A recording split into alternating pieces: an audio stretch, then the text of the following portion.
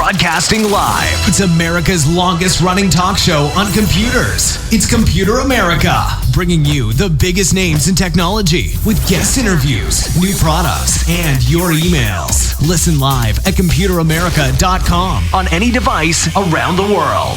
Email the show at live@computeramerica.com or find us on social media.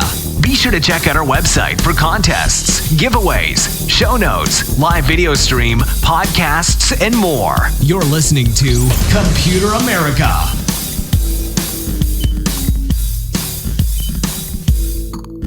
Hello and welcome everyone into the Computer America Show. We are the nation's longest running, nationally syndicated radio talk show on computers and technology. Everyone, I hope that you're having a fantastic day and you are ready for the Computer America Show. So today on the program, we have headlines, computer and technology news. We have everything from crypto money laundering, and there's actually like a huge rise in it. Like 30% in some cases. It's starting to be a big deal. I mean, it was a big deal before, but it's a big deal now. We have iPhones and what they're going to do. They have a new little trick that has a couple of companies freaked out because it's going to be a big market changer. You have dark website owner who allegedly is guilty of a multi-million-dollar kickback scheme, all that and more. So everyone stay tuned. We have a great show for you. Before we get started though, computeramerica.com. That's where you'll find everything, including past shows, future shows, all the shows, podcasts, articles, reviews, links to social media, all that and more. You can certainly find that there. Or if you'd like to join us live, twitch.tv/Computer America. We have a chat room while we do these articles, while we have guests on. You can go ahead, pop in there, say hi to our lovely moderators, and of course, you can ask us questions as well. You can bring up topics and, trying to make the show more interactive. So while the podcast is a great way to listen to us, we highly encourage you to join us in the chat room. Now, with all that being said, let's go ahead and get started with computer and technology news brought to you by Computer America. Here we go.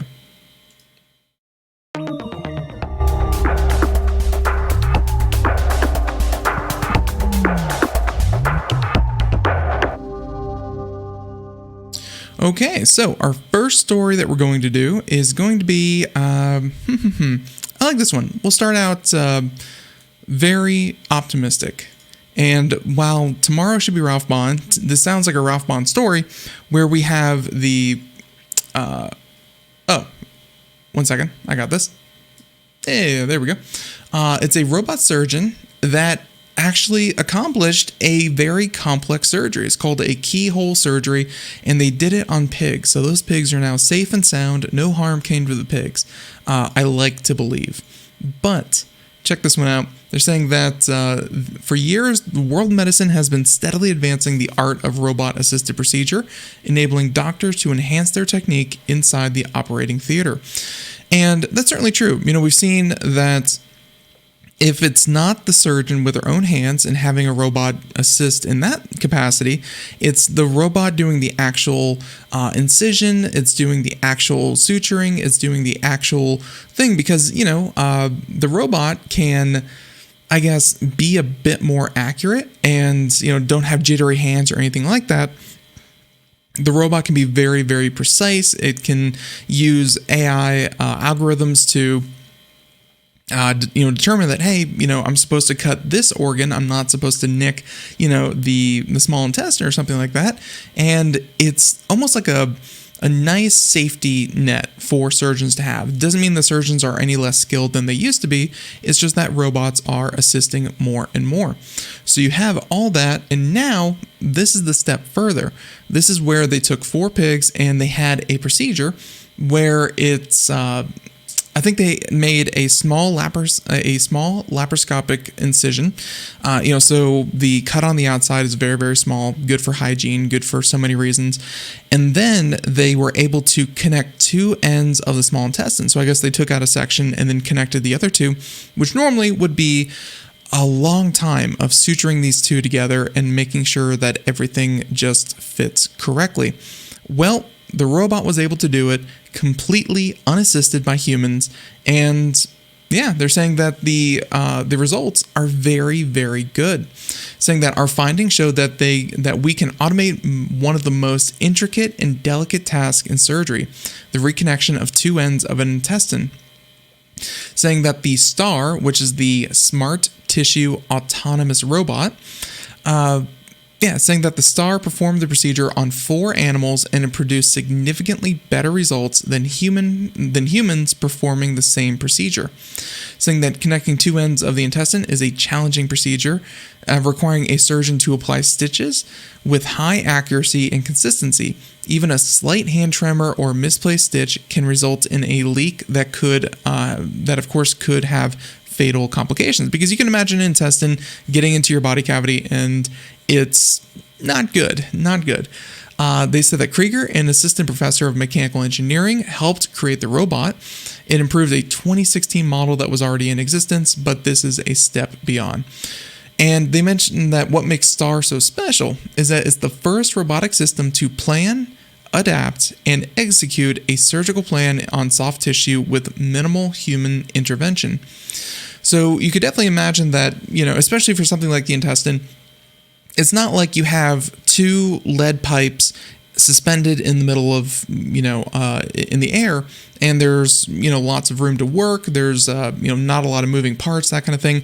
Not so much with this case. It's soft tissue. It's very delicate and hard to maneuver, and they're able to do this completely on its own. So the system has to adapt really quickly and make sure that they are, super, super accurate. They mentioned that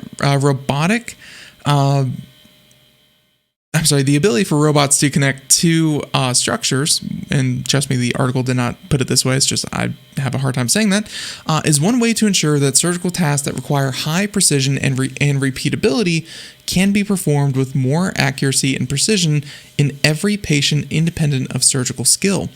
We hypothesize that this will result in a democratized surgical approach to patient care with more predictable and consistent patient outcomes. Honestly, obviously the surgeon is still going to be crucial. The surgeon still needs to know how to guide the robot, how to assist the robot, and in a lot of cases, even, get the robot out of there and do it themselves. Humans, like so many automation tasks that we've set up for us, for ourselves in the past few years, you need a human to still be able to take over and complete whatever job in case the AI malfunctions or just can't. It runs into a complication that it hasn't run into before yet. But it's showing that for very specific things, and I was just thinking about this with laser eye surgery that I got about a year ago. It's the robot does a lot already. The robot measures, it cuts, it's super automated. The eye surgeon is still there to, make sure everything goes well and to program everything, oversee everything. But I felt a lot more comfortable knowing that there were very precise measurements and it's not someone's best estimate or best guess to kind of correct all this. It was very, very, very comforting. So if you can automate more of this, hey, maybe more people get life-saving surgeries that they wouldn't before. Maybe one surgeon could operate multiple surgical rooms at the same time, thereby allowing more people to get the surgery faster. And overall, I can't imagine anyone saying this is a bad idea. I mean, surgeons are never going to be out of a job, but if one surgeon could do the task of 3, 4, 5 surgeons thanks to robotics, now that's something worth talking about. And it's really exciting to see that even in the modern day, you have advancements that are going this far. So there you go. Story number 1, cheap, effective surgeries. Maybe one day we'll see how the whole hospital scheme works. But still, with that being said, let's go ahead, and this might be one of the biggest stories of the day that may affect you directly. And if Apple does this, then Android is just thinking, we got to do this too. This is coming to us from The Verge, and well, iPhone will soon accept contactless payments directly. So right now, I think one of the biggest services out there is a service called Square, where you could tap your smartphone, uses NFC, accepts debit cards, things like that. Well, I know that you can put in your debit card or your bank card, credit card, whatever, into your Apple Wallet, and looks like they're taking it a step further where Apple themselves, their iPhone, will start accepting payments from other people. And that is a big shift. That fundamentally changes the idea of, how do you pay for something? It's always something that someone else has. And at this point, it may be something that you have. And that's, really cool. Small businesses will soon be able to use iPhones to accept payments without the need for extra hardware. They said that the feature has been anticipated since Apple brought contactless payments, MobiWave, back in 2020, and Bloomberg says its software update should be completed in the coming months. MobiWave previously worked with Samsung on its NFC functionality, trailing a system called Samsung POS, point of sale, in the startup home of Canada. Before launching it worldwide, Samsung Point of Sale enabled Samsung phones to accept payments directly from contactless cards and NFC payments like Apple Pay, Samsung Pay, and Google Pay. Bloomberg reports it's unclear if MobiWave's technology will be branded as part of the Apple Pay service, or they'll use their own payment network and launch with existing partners. If I had to guess, Apple's not going to want MobiWave, the name, associated with this anyway. I mean, they bought the company, they've developed the software, they're not going to tack that on. They're just going to call it Apple Pay, and it's just going to be Apple, Apple, Apple all the way down. They said that MobiWave staff has reportedly been working in Apple's payment division since the acquisition. iOS 15.3 was released today, though as more of a critical bug fix than a feature-driven release, and 15.4 beta should release sometime soon. And while they're hopeful that the 15.4 beta is where we see this, I would bet not. If the software's still 3, 4, 5 months out of date, any beta that happens in the coming weeks seems a bit too soon for Apple. They like to do more smaller continuous update especially if it's just a 15 point something, not even a full-blown 16. Honestly, I wouldn't be surprised if this waited all the way until an actual 16.0 update. But everyone will have to wait and see about that. So there you go, story number 2, and honestly, that's going to have huge repercussions because that gets a lot of partners out from between the vendor and the buyer, because Apple can handle the whole transaction, beginning, middle, and end, within its own ecosystem. And they're still going to have payment partners with like Visa and MasterCard and places like that, but it cuts out a lot of other companies that are now going to have to compete with Apple themselves. I'm not a fan of monopolies. Apple certainly starts to feel like one as they start to fill in these gaps between, other verticals and how they interact with other companies. Because by and large, every time Apple does something, they push huge segments of the market out of business, and that's something to be concerned about. But for now, it's not here yet, and we can only speculate. So, with that being said, let's go ahead, and this one kind of struck me a little differently. This is from John Fingus over at Engadget, great writer, but check this one out. Dark web news site owner sentenced for role in an $8.4 million kickback scheme, saying that he allegedly took payments to link to underground markets. Hey, even if you're on the dark web, you got to get your name out there somewhere. Saying that's not just the dark web marketplace operators who face the law, sometimes it's the people who facilitate access to those marketplaces. Makes sense. Israeli national and Brazil resident Tal Prihar has been sentenced to 8 years in prison for his alleged role in a dark web money laundering scheme.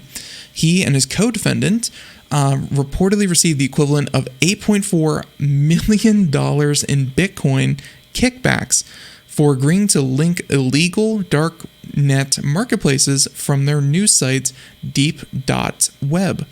To hide the cryptocurrency's origin, they laundered the money by transferring payments to other Bitcoin accounts and conventional bank accounts tied to shell companies. So clear, and this is actually going to flow nicely into our next segment. about how easy it is to actually launder money. Like, there are full-blown services that are for getting rid of the trail of cryptocurrency. It's very, very simple to do. So they pleaded guilty in March 2021 and had already agreed to forfeit $8.4 million. They mentioned that Pan is still in the midst of extradition from Israel to face a money laundering charge. The relatively stiff sentence might be a message to others who'd serve as brokers of illegal dark web outlets. If you knowingly point users to contraband, such as illegal guns, hacking tools, and drugs, and receive payment for it, you're apparently as culpable as someone who is actually selling those things, which makes perfect sense. And this is someone who definitely should have been caught. Facilitating that whole transaction is just as egregious as, doing it yourself. So there you go. And actually, I'm going to just go ahead. This one from, that one from Engadget, this one from BBC News. This one actually has to do with money laundering rises as reports can find this. And a lot of this has to do with cryptocurrency, where criminals laundered about $8.6 billion in 2021 alone, up 30% from the previous year. Now, it says police could strike a huge blow by targeting key services used in money laundering by criminals. The company previously estimated criminals received a record $14 billion in cryptocurrency in 2021. And they say that chain analysis, I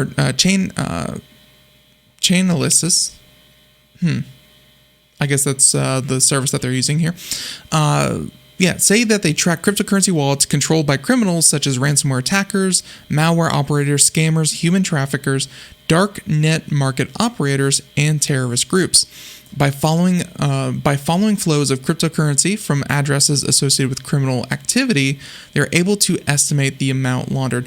And that's one of the huge things that I think a lot of people don't really understand about cryptocurrency, is the fact that it's almost like every single person's bank account is out there for everyone to see. But it's just a string of numbers. And you don't really have any names associated with it. So if someone wanted to go out there and launder some money, all they have to, while everyone can see there's full transparency, hey, you have services that create hundreds of cryptocurrency wallets, put portions of each part of that cryptocurrency into each of those wallets, send it around and around and around, and think of it like the world's most complicated shell game. It's just super hard to keep track of. So it's not impossible, and there are services and kind of people dedicated to doing this, but yeah, it's not easy. Now, they said that it says most cryptocurrency is laundered through a limited number of services, and shedding these could have a big impact. I mean, it will and it won't. As long as you, ironically, maybe the criminals themselves will be the best deterrent from doing this as well. If they shut down the well-known, credible money laundering people, maybe, just maybe, they, little pop-up, fly-by-night operations will come and start eating away at the profits because they'll be, not reputable. So we'll certainly have to wait and see. But it adds that law enforcement can strike a huge blow, as we mentioned. According to Europol, criminal networks specialized in large-scale money laundering have adopted cryptocurrencies and are offering these services to criminals. There are parts of the cryptocurrency structure that are being exploited to launder criminal cash, particularly from drug dealing. The growing menace of ransomware also utilizes cryptocurrencies as its payment mechanism. It doesn't really, and Grant, I'll get to you just after I finish recording this, but they say that low transaction costs, according to chain analysis, the total laundered is short of the 5-year peak of the $10.9 billion in 2019. Really incredible stuff. And with that, we're going to kind of end that one right there. But it's safe to say that Cryptocurrency itself is not the problem. It is a very useful tool for what they're trying to do. And just like any tool, just like any, let's say, shovel, a shovel will do exactly what a shovel needs to do if you're working in the yard and digging holes and planting trees and doing your thing. But it can also be one of the most gruesome murder weapons on Earth. Cryptocurrency is much like any other tool. Yes, it facilitates all these things. Yes, it's used by bad people, but it in and of itself is a completely harmless technological tool. So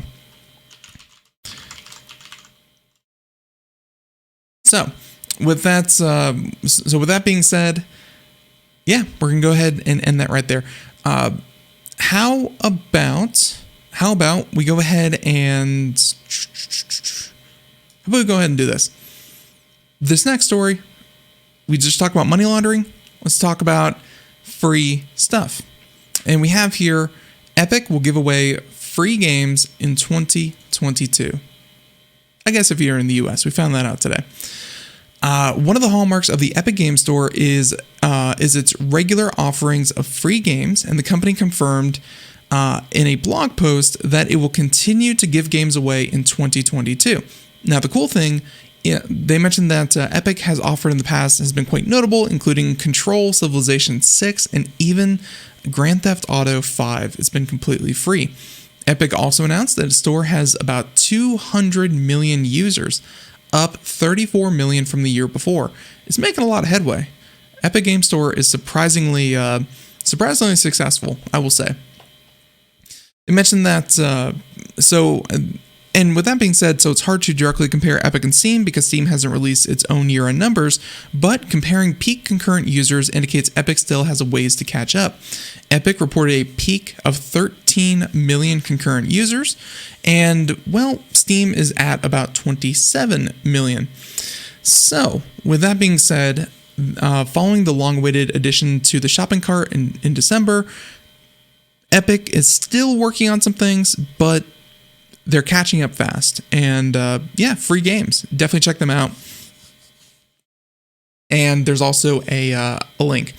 So, with that being said, I want to do the story, but I don't want to do the story because it's so obvious. Elon Musk had his earnings call yesterday. And in it, he was talking about a hopeful next year, but the Cybertruck got delayed.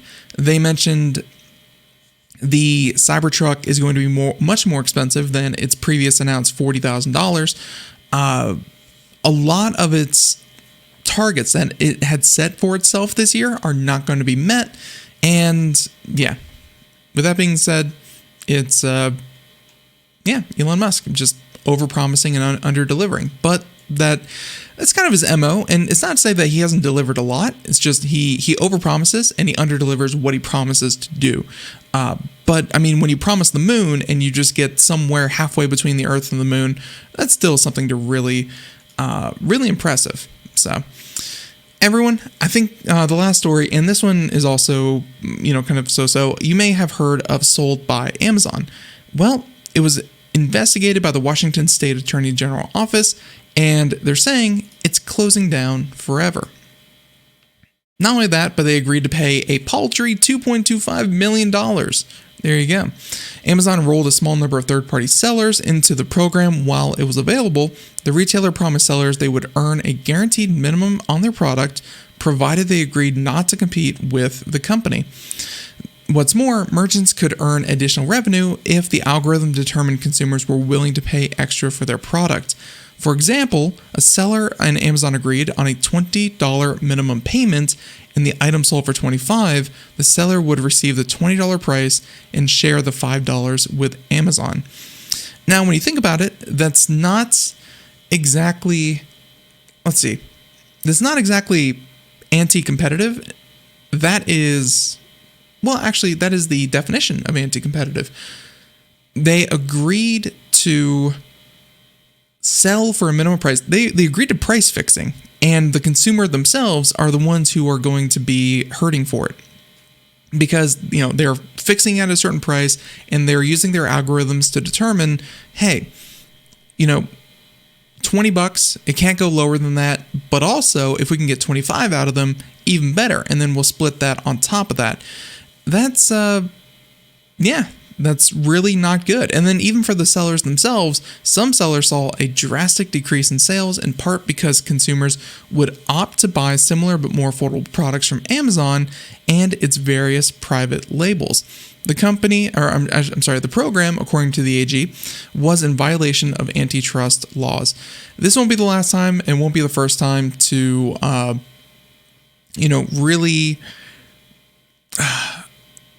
really look at Amazon and see how they're behaving with their antitrust strategies. But, yep, it's really...